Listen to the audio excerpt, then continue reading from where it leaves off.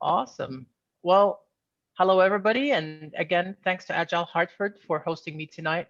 So I'm sharing my experience tonight of how I use working agreements, and honestly, these are a lot easier to use than people think, but they're just often overlooked. So I just felt like it was about time that we start talking more about working agreements and giving them a little bit more importance in the world of Agile. So I want you to guys to imagine this. Imagine you had the best people that can do the job on your team.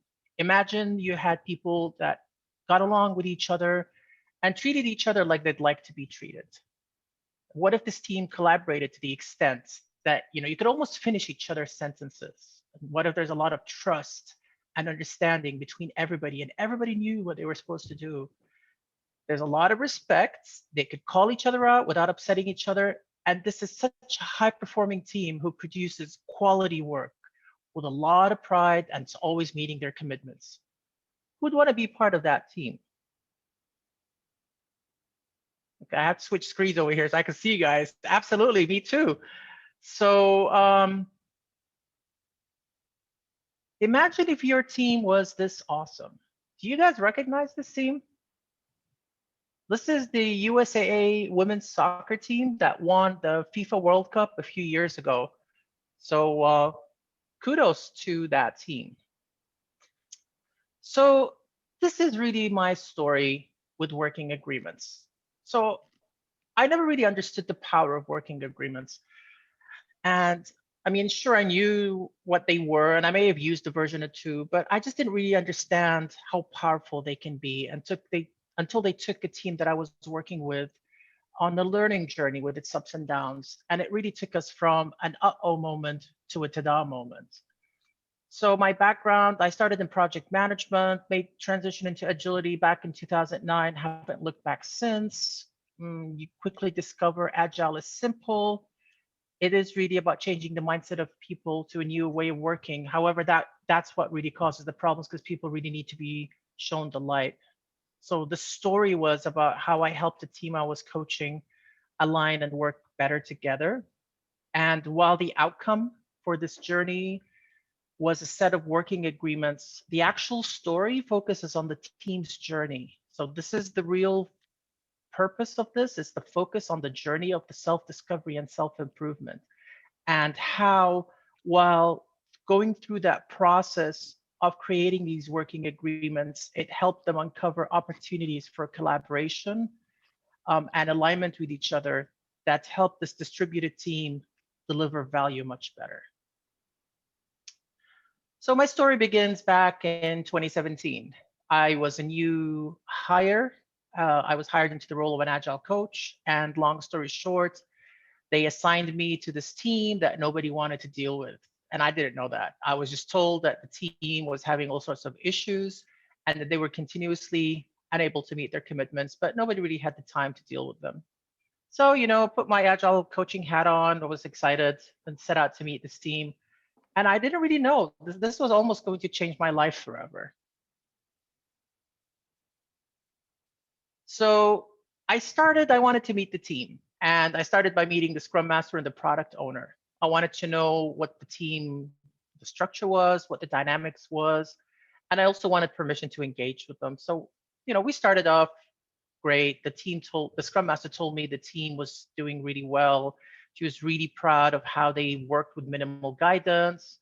And I'm like, okay, great. The product owner was new to the company, and she was also new to the role of product owner.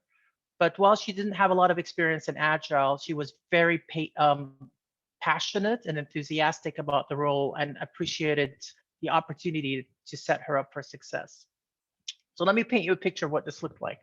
So the team had about 11 people, and they were working all over between Texas and Mumbai in India. So we had a scrum master, we had a product owner, and then we had the techies really on the team. We had an engineer, a tech lead, and these people worked from home about 3 days a week and would be office on the other 2 days. That was the US team.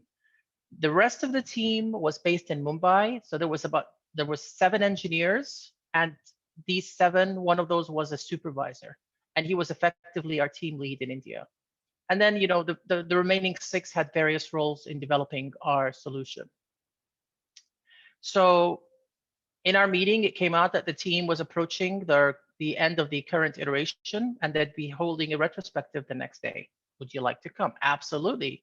Who doesn't want to attend the retrospective? So I was invited to participate and meet the team the very next morning at 8 o'clock in the morning.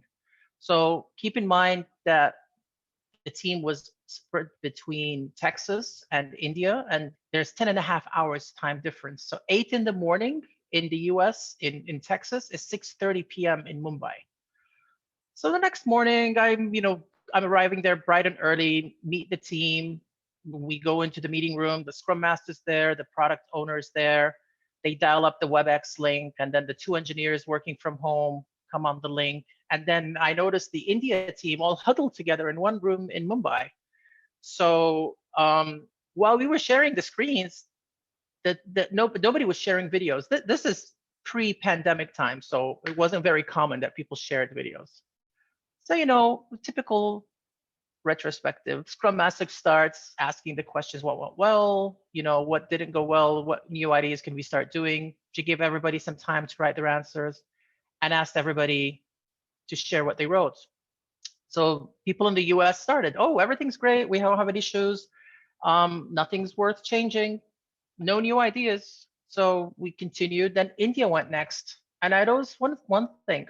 The supervisor pretty much spoke on behalf of the entire team and said the same sentiment, that he believed that his team worked exceptionally hard and they were doing really well. And then just like that, it was all over. So the retrospective took less than 15 minutes. There was no identification of anything for improving, and there was no mention of any impediments or any tasks moving forward. So suffice it to say, it was starting to turn out to be a lot more challenging than I expected it to be. The team didn't understand that they were not delivering. So it was clear that the team worked really hard during the sprint, but the iteration goals were not met. However, everybody sincerely believed that they didn't have any impediments. So this became like my uh-oh moment. The team needed help to understand. They have to think of how to improve. And we needed to have a couple of conversations. So I spent the next iteration, I'm the new guy on the team. I don't want to kind of pretend that I know everything. So I was like in learning mode. And I figured I'm going to focus on the team dynamics and interactions. And I figured by the time we get to the next retrospective, a couple of weeks later, I would have a better picture to help set them up for success. So I tried very hard to gain the team's trust. I let them ask questions. I had one-on-ones with different people, with the supervisor in India, with the US development team members. And I learned very quickly with the time difference, we only had a few hours of overlap between us before we went our separate ways for the day. So by the end of that first iteration, I kind of compiled my top 10 observations. So this is really what I captured. So the time zone overlap, by about 10 o'clock in the morning, our days went our separate ways. So any impediments would have to be delayed to the next day. We noticed that there was cultural barriers, language barriers. We spoke different languages and there was a lot of misunderstandings. The ability to understand how to improve the mindset needed to be improved a little bit. People were just doing agile and they were just going through the mechanics without understanding the value of agility. There was a lack of engagements. Only a few people dominated the conversations. And I don't think the team understood what the goals were clearly. And obviously the time zone differences really compounded in those delays. The time boxes were very loose. Meetings would start late and they'd last well over the allocated time box. How many people have that issue today?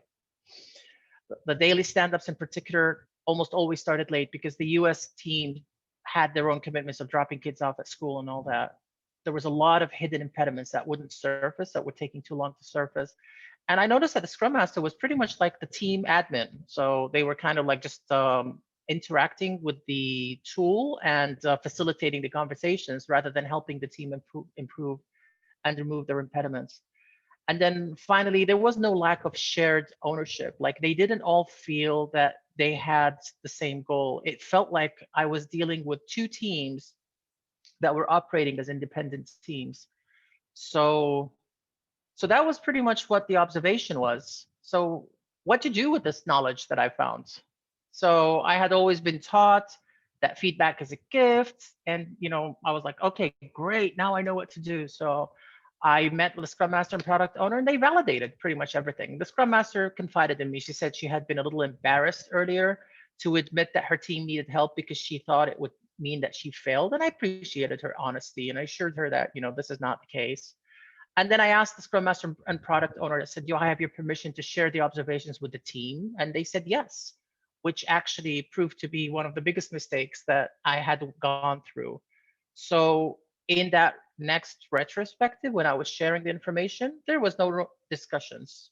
A couple of the US team members responded to the observations, but the India team shut down completely. And this is exactly the opposite of what I wanted to come.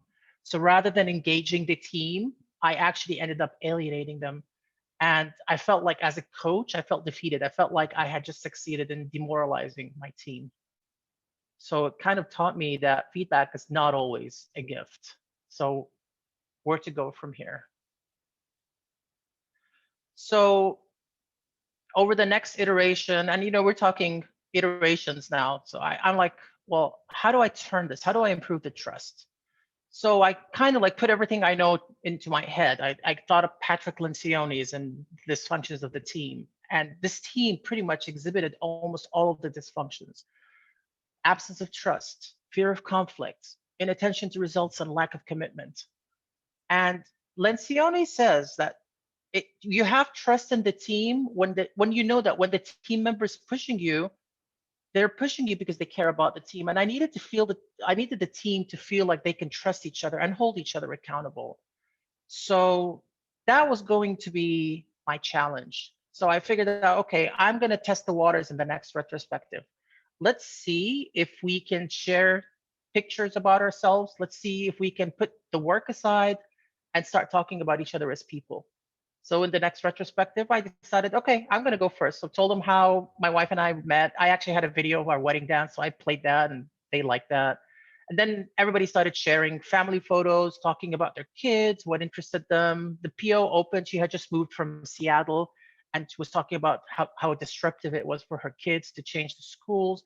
And then, slowly, one by one, the team opened up. And as I looked around, people started to chime in and open their hearts out.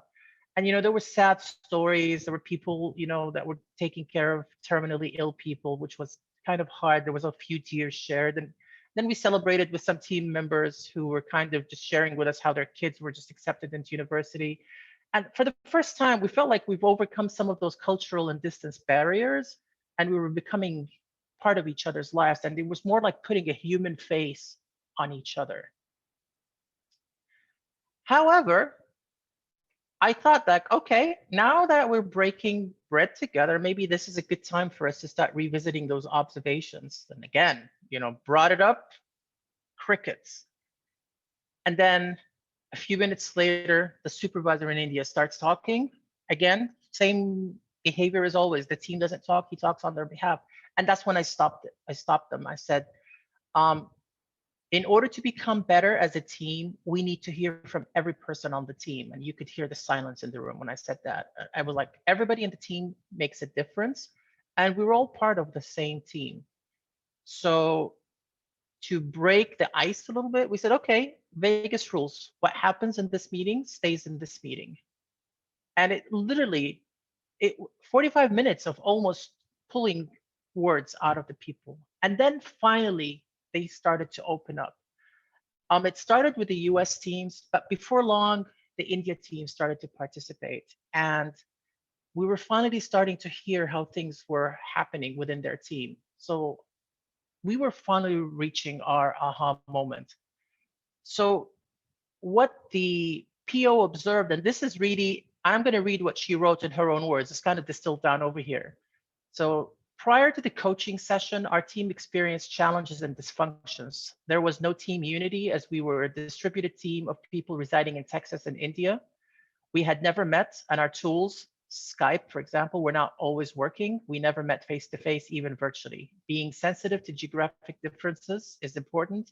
In this case, the highest person in the offshore hierarchy spoke for all the offshore members, as he's usually trained in US cultural norms. And as third-party consultants, they were motivated to appease their US clients. What does this all mean? Put simply, our company was a big client to them, and they were afraid of um, rocking the boat and causing anything to lose our account. That's why they were afraid of opening up and sharing that information with us. So fast forward to the end of that retrospective. Now we had people who actually had the courage to speak up. They felt like they could share things with them and it won't be used against them. This psychological safety is so important when you're wanting to create working agreements.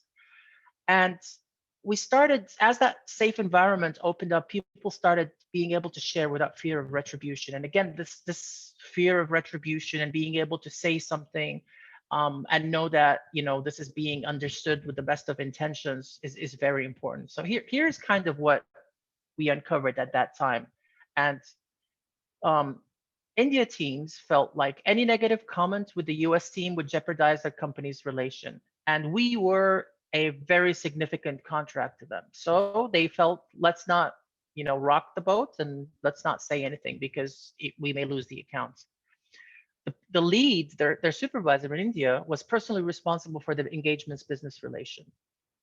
And as such, he felt like he was responsible for all the conversations and he didn't want his team members to say the wrong thing.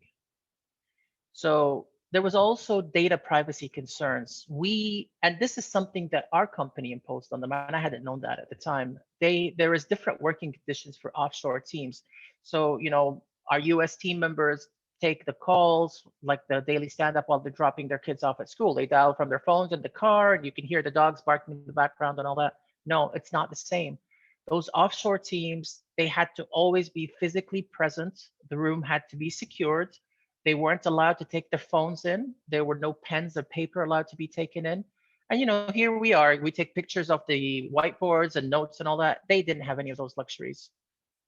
And then, the timing of the meetings, they missed the opportunity for them to buy dinner from their cafeteria. So we were actually infringing on them and preventing them from buying, from eating dinner. And then even worse than that, because we were working late, it's not very safe for women to take public transportation. So we were actually putting our team in danger by having, by keeping them so late at night. So until these things started emerging, we didn't really know that these were causing the teams to be stressed out and unable to deliver. And finally, we were starting to hear these things, and this did not happen overnight. This pretty much took like 3-4 iterations, maybe even 5 iterations to come out, because we had to earn that trust. But again, the team was finally emerging as one team, and we were finally on the right track because the team could see the light. So where did we go from here? So now that we were comfortable with each other, we figured, okay, so as the barriers kept on coming down, let's see how we can improve. And by now, people were starting to be more comfortable working together. We were excited. We felt like this was a great opportunity for the team to reinvent itself.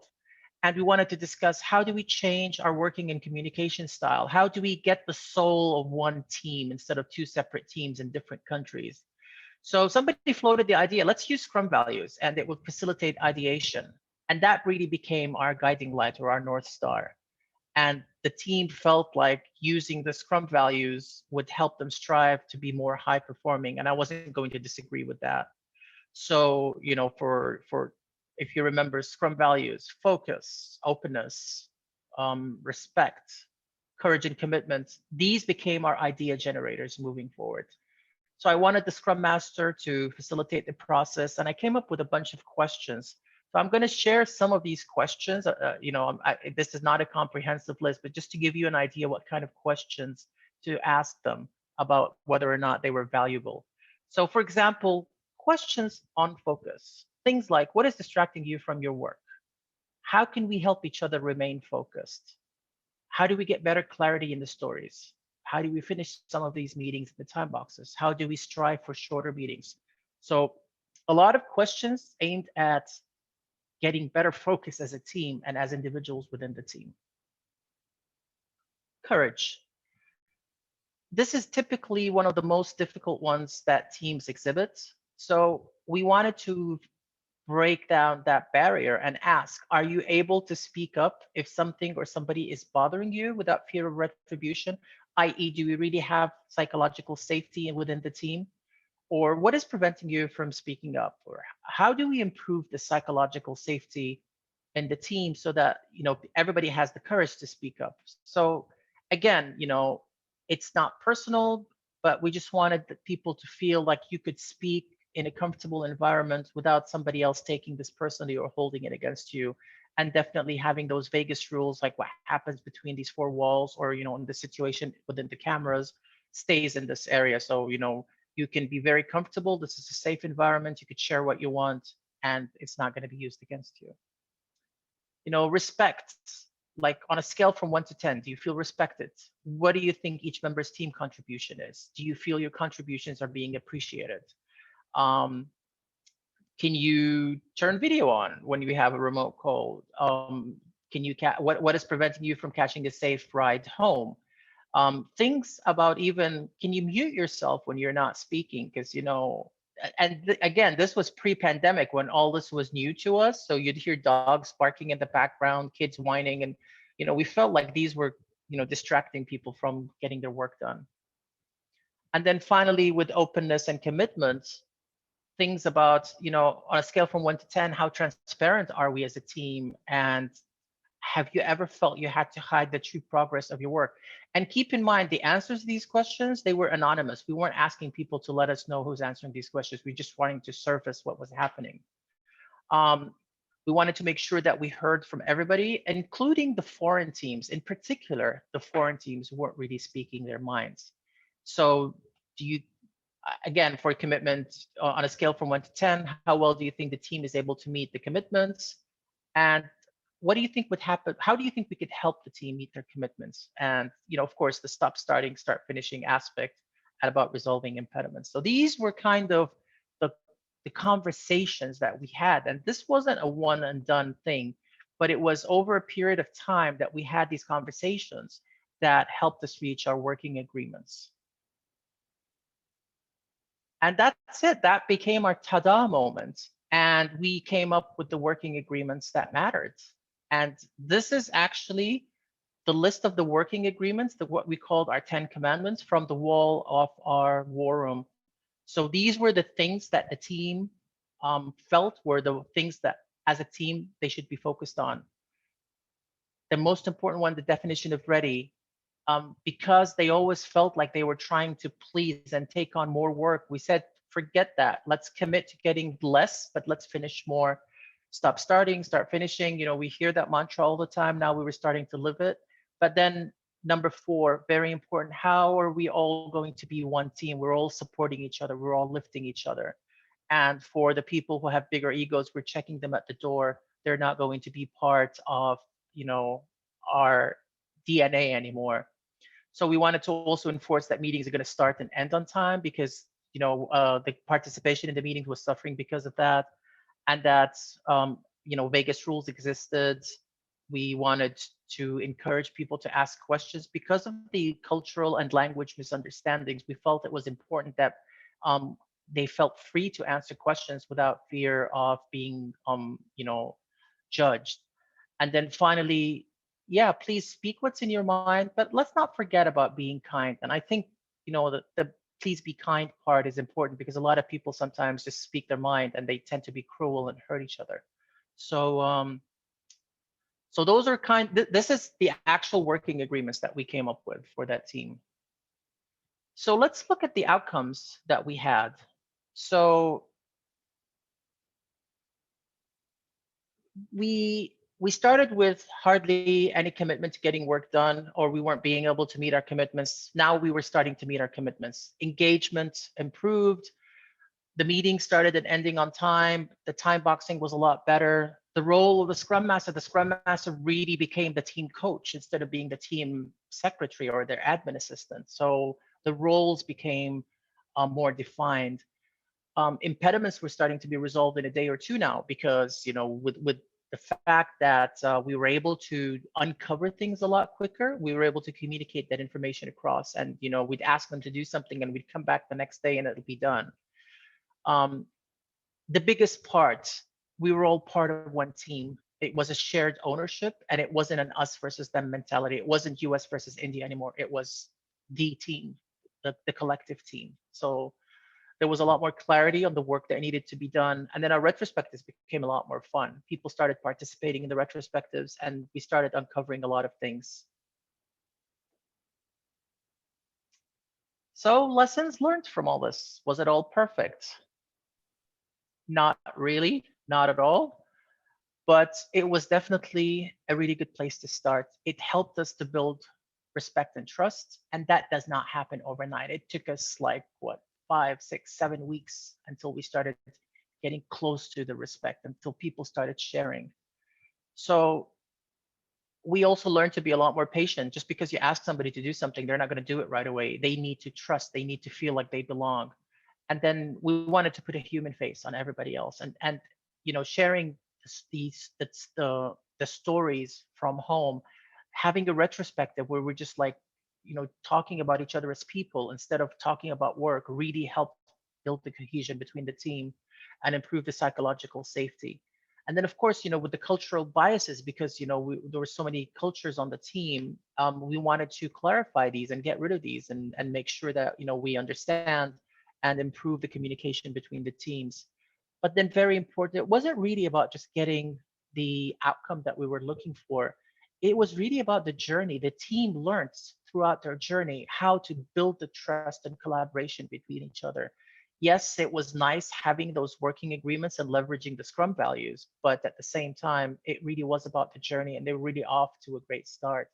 And then finally, those working agreements, they're not fixed in stone.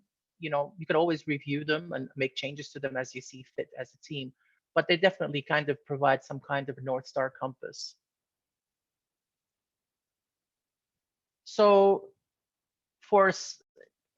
as a summary, first, I want to thank the team that actually helped grow this process. Had it not been for them, I wouldn't have been able to understand the power of these working agreements. And honestly, the journey was about self-discovery, not about building words. And I do have special thanks for the product owner who actually reached out to me when I was preparing this, and she was having a baby at the time. So appreciated the feedback that she shared with us, that I was able to share with you guys. So again, you have to learn from the journey. It's not about just building words. You have to have that psychological safety within the team. And you know what? There's strength in diversity. Just because people think differently doesn't mean that they're wrong. Sometimes thinking out of the box is very important. So let's use that to our advantage. And then create your team North Star. And Scrum values, they're there for a reason. I don't think they're used enough. Let's rely on them. Let's use them. Pick a Scrum value and discuss it in every retrospective. And then again, remember those working agreements can evolve. So let's not stick to those. So before I end, I'm going to leave you guys with the immortal words of Winston Churchill. He says, yeah, to improve is to change, but to be perfect is to change often. So before we move on to the exercise, are there any questions? Yeah, I have a question. Sure. So you said that you privately gave them each questions to answer, and then you reviewed them, and then you came up with the commandments. Like, so how did you pick which No. These questions, it wasn't like a homework assignment. These were just conversations that we came up with and stimulated during retrospective. So we said, these are kind of questions. Let's start thinking out of the box. How would you improve the trust within the teams? How do you feel? Do you feel like you're in a safe environment on a scale from 1 to 10? So the questions were just a way to start the conversation. By all means, it wasn't a homework assignment for them. So when you asked them, how to make it feel like they're, feeling safe. So, I mean, they just out loud said what? the No, answer no, to that? no. We were using stickies. We were using tools. So the idea of creating that psychological safety, I was worried that the team in India who had that supervisor over there wouldn't be sharing as much. So we wanted to assure them that this is a private and safe environment, and that what you write down, we're not going to attribute to who wrote it down. So um, I can't remember what the tool was that we used at the time, but it was a very primitive tool, but it did the So, job. so the team added sticky notes and you don't know who added what on the No, board? no, Okay, we just got the information without okay, knowing who it was. And I didn't really want to know who wrote the information down. I really just wanted to uncover what was happening. okay. Thank you for explaining that. Sure. So I do have a question. So part of the exercise that you explained, and thank you for talking about that journey because it does make a lot of sense. And I don't know what year you had stated you were talking about, if you were even talking about a specific year that this all kind of took place. But when it comes to our on and offshore counterparts, unfortunately, a lot of those situations really haven't changed over time, right? They still have a lot of those cultural barriers that we're breaking through. And unfortunately, so like my position is a Scrum Master, okay? Mhm. I may be there to lead, understand, and dissect some of these things with the team, but I don't necessarily have the power to change per se. So like some of the things that you outlined, you talked about the fact that it wasn't safe for them to get on a bus, or certain working conditions, like you said, they had to go through a metal detector, couldn't have any of their items, personal belongings with them, take nothing in, bring nothing back out. Those are things that you can't change. That was really all about just building that trust and making sure they were heard. Am I understanding that correctly? You're absolutely right. And but we didn't know that these things existed. So we were taking the team for granted. But when we discovered that, oh my God, look at what this team is going through. And hey, I get to take the call while I'm dropping my kid off at school. I need to start appreciating these people a lot more. There were things that we were able to change, like changing the timings of some of these calls, because we understood that, between 7:30 and 8:30 is when the cafeteria is the last call for food. So we were like, okay, we'll just move our team meetings a little earlier, and you guys can take the calls from home anyway. It's not like you're gonna have to come into the office to take those. But the impact on the India team was, because of that, they were able to eat their dinners, and the women were able to go home at least safely. And these were our team members. We had to let them know that we care about them as team members. And obviously there was only certain things that we could change. It wasn't that good, but I think them knowing that we cared about them enough to make these changes is really what helped the team. It was that the human face, putting that human face on each other. Okay, fair. Thank you. Thank you for explaining further. Sure. Questions? So how long did it take to improve the team? So good question. Like I said, this didn't happen overnight. I was feebly thinking that, I am the great coach. I'm going to come here and I'm going to spread my wisdom. And Larry's shaking his head over there, but that I was going to instantly make these changes. Absolutely not. Trust takes time. And just because these people on the other side of the world, there's different, cultures, there's different everything. So that took about, like I said, 5, 6 weeks at least, 3, 4, 5 iterations. I can't really remember the exact number, but it was definitely not overnight. It took a long time. And even those changes, they weren't as succinct as they looked. They did not happen overnight. Like we'd say we want to do something, but then we were like, okay, let's focus on 1 or 2 things at a time and try and make those changes. For example, let's start our meetings and end them on time. Let's just focus on this during the next iteration. And then people start making an effort, and we're always starting on time. So if you're joining late, you're going to miss the first part. And you know what? We're cutting the meeting off. You start time boxing people. You start using a stopwatch while you're doing the daily stand-up. And we really suffered during the daily stand-up. I mean, it would take about 35, 40 minutes. So using a stopwatch really helped. but it takes a while. And that's why, like, a lot of people who are creating working agreements, I mean, I teach a lot of classes and you're like, yeah, we have the working agreements, phones off. No, you don't give them the working agreements. The working agreements have to be something that your attendees come up with, because they need to commit to those working agreements. You can't spoon feed them those working agreements. They have to come up with what works for them.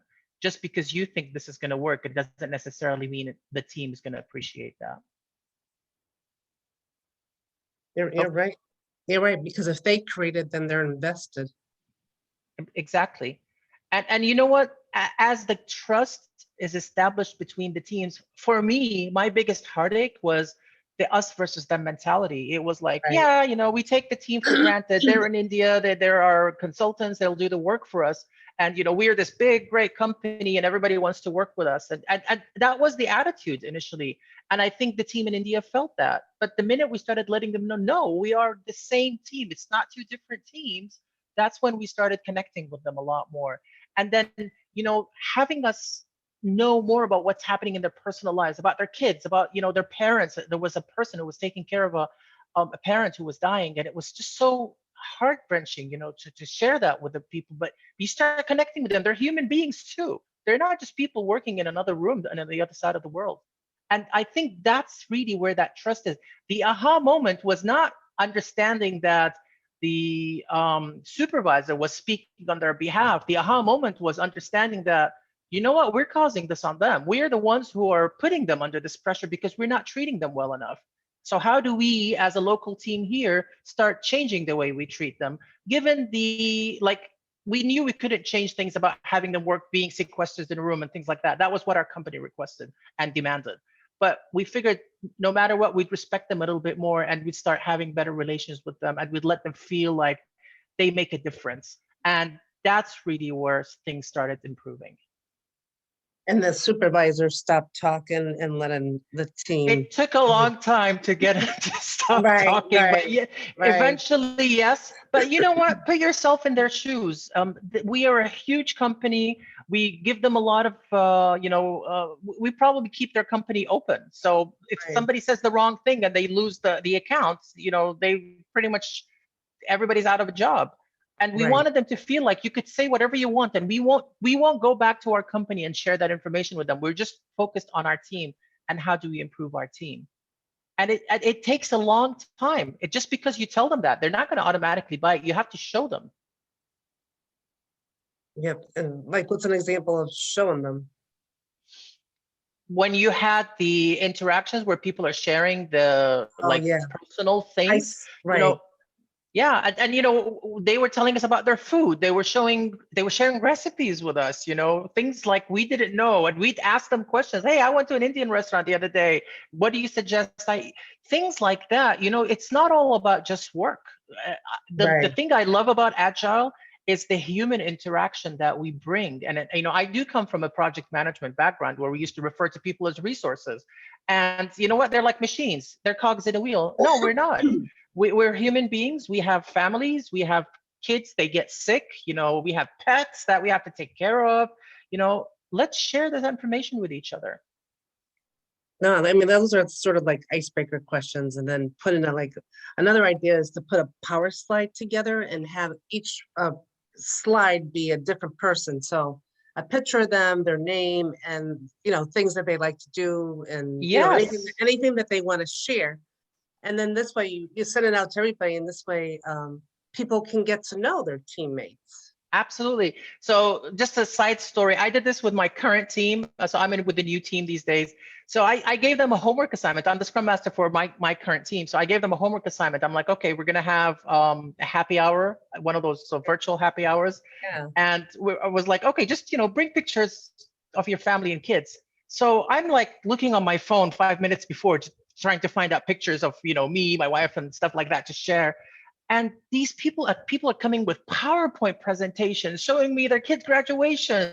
So, people take pride with these things. I actually felt embarrassed because I had to last minute find pictures on my phone. But these people took it so seriously and actually, went in and dug pictures that meant a lot to them. Somebody's 50th anniversary where kids flew in from all over and things like that. So, it works. It really does. And, being sequestered at home for the last year and a half has helped us find better ways of doing things like that. Virtual happy hours, Playing games, you could play games during virtual happy hour. Absolutely. Have everybody Absolutely. turn on their video. Yeah. Hey, Alex, I have another question. So as a coach, the idea is to come in and provide pearls of wisdom, and everybody recognizes the greatness that you have provided.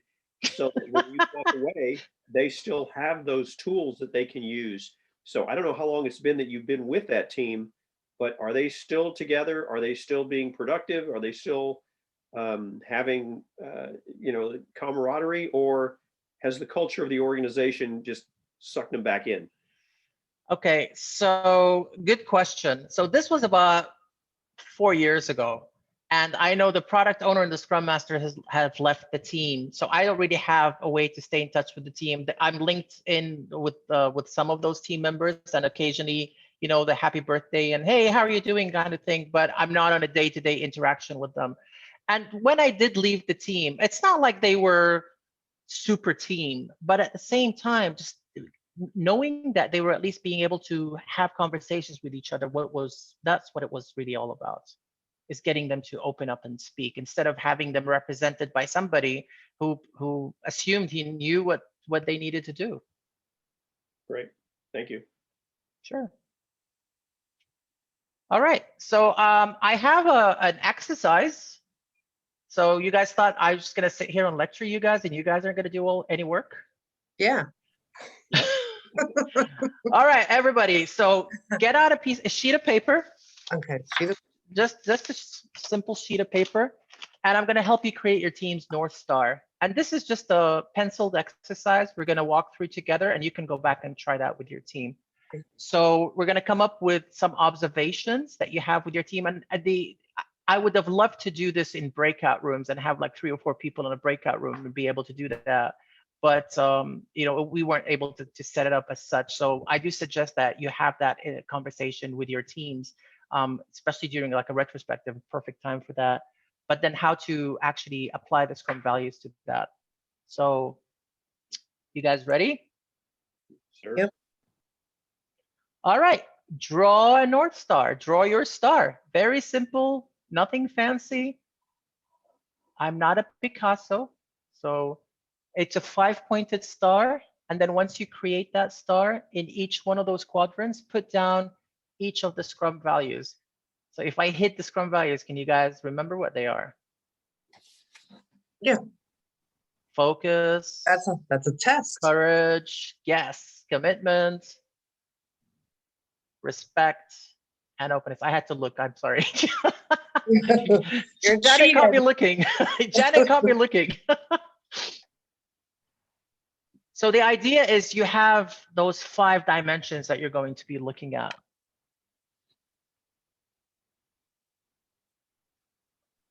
Ready to move on? Yes. Yep. So remember the list of questions I was asking? Try and hone down on the top 3 that matter the most to the team. So you're probably going to have conversations with your team and try and agree that, you know what, these are where most of our issues are. So things like time boxing a meeting, or there's too much conflict, people just don't get along with the team, or you know what, we just have too many meetings, we just don't have time to do work because we're in meetings all the time. Or trust is a difficult one because people aren't just going to come out and say, I don't trust the people I work with. You'll have to kind of get a sense for that. But try and identify, like from your observations, what are 3 things? Maybe put stickies on the wall of different things and have people vote on them, kind of like all these tools that we use as coaches. And then if you can find the top 3 you want to work with, just write them down in the middle of the circle.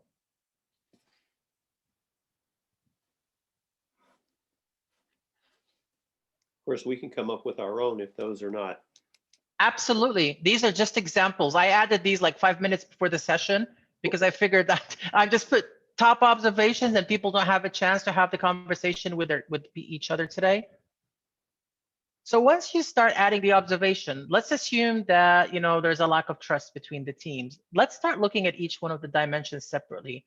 what are you doing to help the teams focus so that you can have better trust between the team members? So ask yourself that question for each one of these observations, but for each one of these dimensions. What are you guys doing to enable the focus part, or what are you guys not doing that's not helping the team gain focus?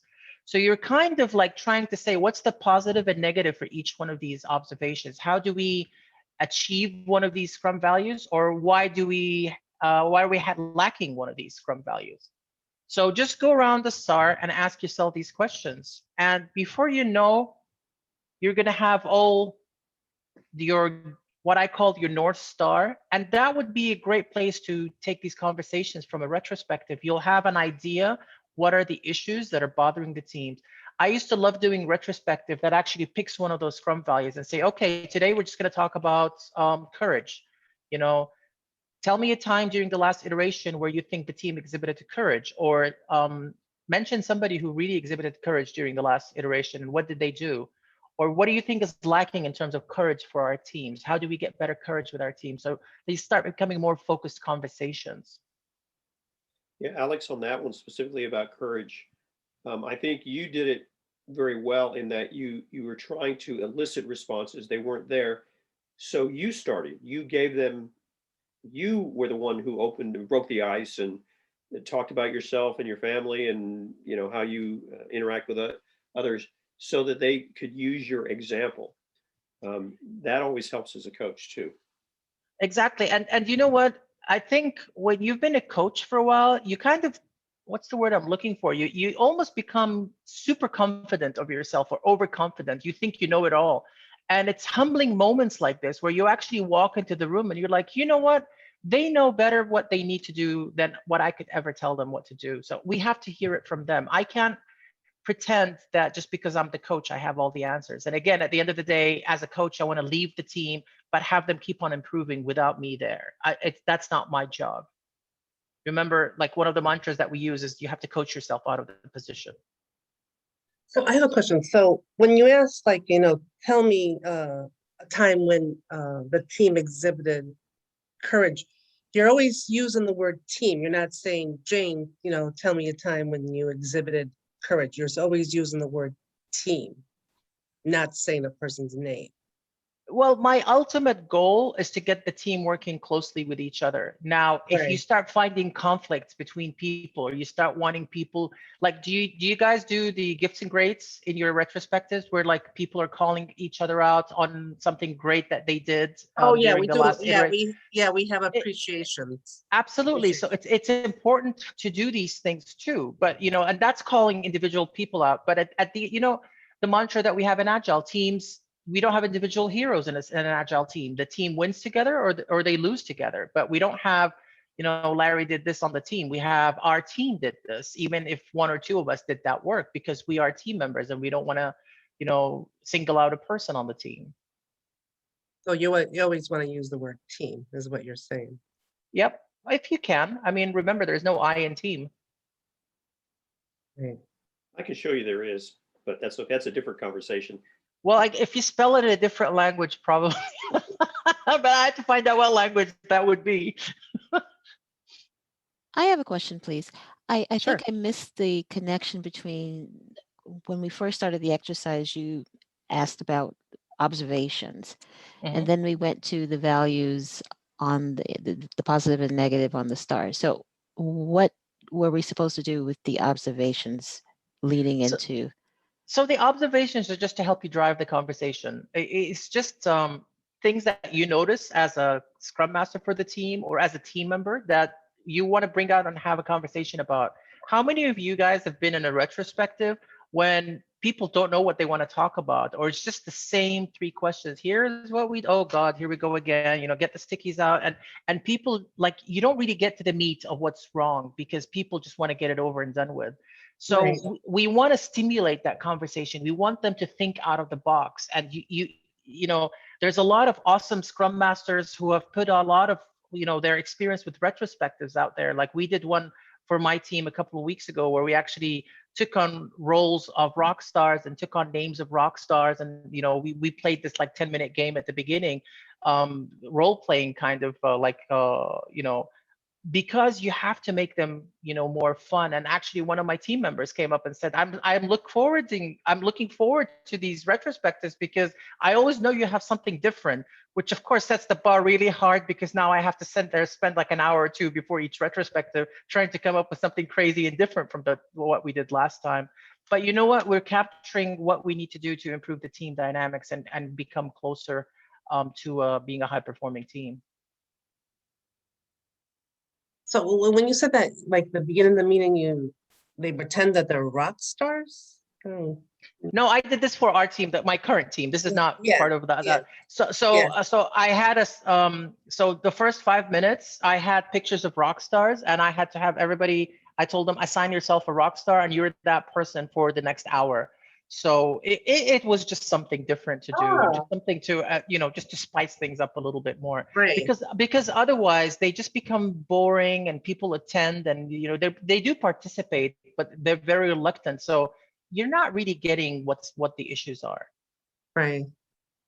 Yeah, you're right. I mean, that helps. That's like an icebreaker.